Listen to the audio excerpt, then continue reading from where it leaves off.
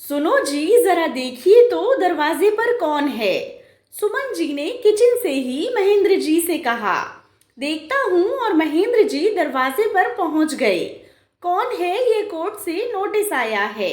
और सामने वाला आदमी नोटिस पकड़ाकर चला गया। कोर्ट से नोटिस, हमारे घर। महेंद्र जी तो एकदम चौंक पड़े और वहीं खड़े खड़े नोटिस खोलकर देखने लगे। और जैसे ही नोटिस पड़ा, आंखों के आगे अंधेरा सा छाने लगा। कड़ी ठंड में भी पूरा शरीर पसीने से भीग गया। उनको लगा अभी दिल बैठ जाएगा और वे वहीं आंगन में पड़ी कुर्सी पर बैठ गए। कौन था, सुमन जी ने फिर किचन से ही पूछा। लेकिन उधर से कोई भी जवाब ना पाकर वह बाहर निकल आई। क्या हुआ, क्यों इतना परेशान हो गए हो तुम? सुमन जी ने महेंद्र जी को इतना परेशान देखकर कहा। और तब तक घर से ही ऑफिस का काम करने वाला उनका बेटा सौरभ भी सुमन जी की घबराहट भरी आवाज सुनकर आ गया। यह लो देखो, अब पड़ जाएगी ठंडक तुम्हारे कलेजे में। यह नोटिस आया है कोर्ट से। महेंद्र जी हकलाते हुए से बोले। नोटिस आया है कोर्ट से? और किसने भेजा है? सुमन जी भी एक बार को चौंक पड़ी। लो खुद ही पढ़कर देख लो। यह कहते हुए महेंद्र जी ने नोटिस सुमन जी की तरफ बढ़ा दिया। तुम ही पढ़कर बताओ कि आखिर इसमें ऐसा क्या लिखा है जो मेरे कलेजे में ठंडक पड़ने लगी, क्योंकि मैंने चश्मा नहीं लगा रखा है। सुमन जी तो अब सीरियस ही हो गई थी। पापा बताइए ना कि आखिर नोटिस किसने भेजा है और क्यों? अब तो सौरभ से भी नहीं रहा जा रहा था। बेटा, निशा ने यह तलाक का नोटिस भेजा है। यह देखो।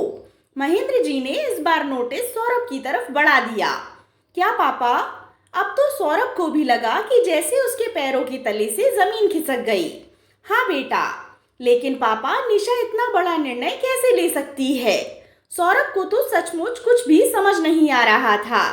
बेटा, इस बार वह जिस तरह से अपमानित होकर गई है, उसके बाद तो यही होना था। महेंद्र जी ने किसी तरह से अपने आप को संभाल कर चश्मा ठीक करते हुए कहा। ठीक कह रहे हैं पापा आप, लेकिन पापा, मुझको यह उम्मीद नहीं थी कि निशा इतना बड़ा कदम उठा लेगी। यह कहते कहते सौरभ की आंखों से आंसू छलकने लगे। बेटा, औरत को कमजोर नहीं समझना चाहिए। और मुझको तो सचमुच ताज्जुब हो रहा है कि तुम्हारी माँ एक औरत होते हुए भी इस सब के लिए जिम्मेदार है। महेंद्र जी ने गुस्सा भरी नजरों से सुमन जी की ओर देखा।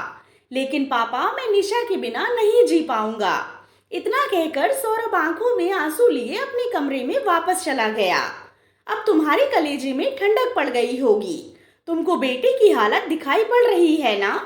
जब से इस बार निशा घर से गई है, उसका हंसना मुस्कुराना सब जैसे समाप्त हो गया है। यहाँ तक कि खाना भी वह अपने कमरे में ही बैठकर खा लेता है। पता नहीं खाता भी है या फेंक देता है। तुम भले उसकी हालत देखना नहीं चाह रही हो, लेकिन मुझसे उसके दिल का दर्द छुपा नहीं है। महेंद्र जी सचमुच बहुत नाराज नजर आ रहे थे। अब इसमें भी मेरी ही गलती निकाल दो। तुमको निशा की तो जैसे कोई गलती दिखाई पड़ती ही नहीं है।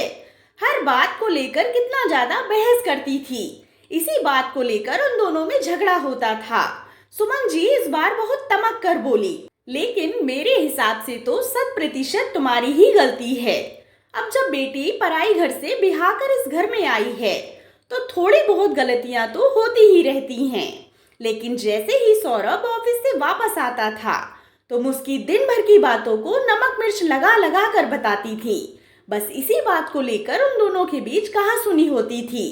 शुरू शुरू में तो वह बेचारी कुछ बोलती भी नहीं थी, लेकिन तुम ही ने उसको मुंह खोलने के लिए मजबूर किया। अरे भाई, जब कोई भी पेड़ पौधा या फसल एक जगह से निकालकर दूसरी जगह रोपी जाती है, तो कितनी ज्यादा देखभाल करनी पड़ती है और ज्यादा धैर्य रखना पड़ता है। लेकिन अफसोस कि तुम एक स्त्री होकर भी दूसरी स्त्री का दर्द नहीं समझ सकी। तुमको तो बस उसकी गलतियां ही नजर आती थी। और इस बार तो सचमुच तुमने हद ही कर दी कि सौरभ को भड़का भड़का कर उसके ऊपर हाथ उठाने के लिए विवश कर दिया। यह तो कहो मैंने आगे बढ़कर सौरभ का हाथ पकड़ लिया, वरना अनर्थ ही हो जाता। बताओ भला कि कौन सी लड़की इतने अपमान के बाद इस घर में रुकेगी? जरा सोच कर बताओ कि कभी मैंने तुम्हारे ऊपर भूल से भी एक बार भी हाथ उठाया हो। फिर तुमने सौरभ को क्यों नहीं फटकारा उसके ऊपर हाथ उठाने के लिए? मेरे हिसाब से तो बहुत अच्छा किया निशा ने। अब बैठकर ढफली बजाओ दोनों माँ बेटे। अब जब सारी जात बिरादरी में हम लोगों की बदनामी होगी और हम लोग किसी से नजरें भी नहीं मिला पाएंगे। महेंद्र जी ने अपनी आंखों में आए हुए आंसुओं को पोंछते हुए कहा, 1 मिनट, गलती मुझसे हुई है तो सुलझाऊंगी भी मैं। शायद मैंने बहुत बड़ी गलती की है, इसका प्रायश्चित तो मुझको करना ही होगा।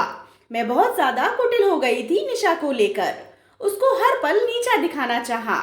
लेकिन अब नहीं, आप गाड़ी निकालिए, हम लोग अभी के अभी निशा के पास चलते हैं। सुमन जी अब बहुत ही ज्यादा पछताते हुए बोली, मैं तो बिल्कुल भी नहीं जाऊंगा, क्योंकि तुमने पहले कभी भी मेरा कहना नहीं माना और जब यह स्थिति आ गई तो मेरे कंधे पर बंदूक रखकर चलाना चाह रही हो। क्या पता आज तुम इतना सोच रही हो, कल को फिर अपनी बातों से मुकर जाओगी, इसीलिए सौरभ को लेकर जाओ। महेंद्र जी ने तो साफ साफ कह दिया, प्लीज मेरी बात मान जाओ, भगवान भी एक गलती सुधारने का मौका देते हैं। सुमन जी गिड़गिड़ाते हुए बोली, एक गलती नहीं, कई गलतियां। महेंद्र जी ने फिर से कहा, अच्छा कई गलतियां ही सही, लेकिन आखिरी बार मेरा साथ दे दो, फिर अगर गलती करूं तो जो जी चाहे वह सजा दे देना। शायद सुमन जी बहुत ज्यादा पश्चाताप की आग में जल रही थी, क्योंकि महसूस तो वह भी सौरभ की हालत को कर रही थी।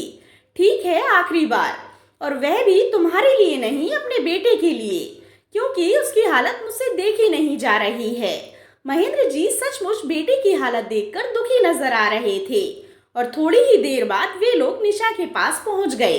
दरवाजा खोलकर निशा की मम्मी ने बैठने को कहा, समदन जी, हम लोग निशा को लेने के लिए आए हैं। सुमन जी ने हाथ जोड़कर कहा, देखिए, हम इस मामले में आपकी कोई भी मदद नहीं कर सकते, आप लोग चाय नाश्ता करें, मैं निशा को भेजती हूँ। इतना कहकर वह अंदर चली गई और थोड़ी देर में निशा उन लोगों के सामने थी। निशा बेटा, आज तेरी सास तुझसे कुछ मांगने आई है। मैंने सचमुच तुम्हारे साथ बहुत ज्यादती की है, लेकिन सिर्फ आखिरी बार माफ कर दो। तुमको विश्वास दिलाती हूँ कि आइंदा कभी भी मुझसे ऐसी गलती नहीं होगी। निशा सुमन जी की बातें सुनकर एकदम झटके से उठी और बोली, लेकिन मम्मी जी, मुझको अब उस घर में रहना ही नहीं है जहाँ मेरी खुद की भावनाओं का कोई सम्मान ना हो। जो गलती मुझसे होती उसका भी दंड मुझको, और जो नहीं होती उसका भी दंड मुझको। आपने मुझको समझ क्या रखा है, एक लाचार बहू। अब वह जमाने बीत गए मम्मी जी, जब बहुएं रो धोकर अपनी जिंदगी ससुराल में काट लेती थी। निशा ने बेझिझक अपनी बात रखी, बेटा बस आखिरी बार। सुमन जी को अपनी गलती का एहसास बहुत अच्छी तरह से हो गया है, और जो पछतावा मैंने इनकी आंखों में देखा, उसको देखते हुए मैं तुमसे वादा कर सकता हूँ कि अब यह ऐसा कुछ भी नहीं करेंगी। महेंद्र जी को मजबूरी में ही सही मगर बोलना पड़ा, लेकिन पापा जी, सौरभ क्यों नहीं आए? बल्कि सौरभ को तो जरूर आना चाहिए था। निशा थोड़ा बिफरते हुए बोली, बेटा सौरभ बाहर गाड़ी में बैठा है, उसकी तो हिम्मत ही नहीं पड़ रही अंदर आने की। जब से उसने तलाक का नाम सुना है तब से एकदम गुमसुम सा हो गया है। मैं अभी उसको जबरदस्ती बुला कर लाता हूँ। महेंद्र जी बाहर जाकर सौरभ को बुला कर ले आए। प्लीज निशा, मुझे माफ कर दो, मैंने बहुत ही गलत किया तुम्हारे साथ, लेकिन मैं वादा करता हूँ कि आज के बाद अगर धोखे से भी मुझसे कोई गलती हो तो तुम एक पल की भी देरी किए बिना मुझे हमेशा हमेशा के लिए छोड़ देना। सौरभ घुटनों के बल बैठकर निशा का हाथ पकड़कर रोते हुए बोला, ठीक है सौरभ, आखिरी बार। फिर निशा ने सौरभ के कंधों को पकड़कर उठा लिया। सौरभ तो निशा के गले लगकर फूट फूट कर रो पड़ा, क्योंकि वह तो निशा को बहुत ज्यादा प्यार करता था, लेकिन सुमन जी की बातों से तंग आकर निशा से झगड़ा करता था। अब बहू, अपने घर चलो और अपना केस वापस ले लो। अब से मैं तुम्हारी सास नहीं बल्कि एक माँ बनकर दिखाऊंगी। सुमन जी ने निशा का हाथ पकड़कर कहा, और थोड़ी ही देर में निशा उन लोगों के साथ चल पड़ी, क्योंकि तलाक तो वह भी सौरभ को नहीं देना चाहती थी, क्योंकि प्यार वह भी बेइंतहा करती थी सौरभ से, लेकिन अपना सम्मान बचाए रखने के लिए एक झटका देना भी बहुत जरूरी था। सुमन जी ने घर पहुंचकर आज दोबारा निशा की आरती उतारी, और आरती उतारने के साथ साथ उसके साथ बहुत ही प्यार से व्यवहार करने का वादा किया।